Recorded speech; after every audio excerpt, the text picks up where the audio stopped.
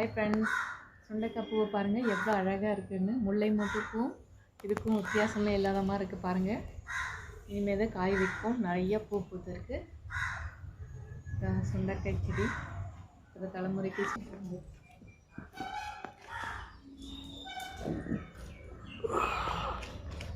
இதுதான் அல்லிப்பூ, water lily.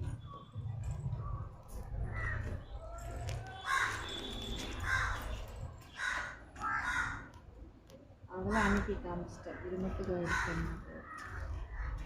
அந்த சீரை இது பாருங்கள், அகத்திக்கீரை ஒரு செடியாக முளைச்சிருக்கு. நிறைய போட்டு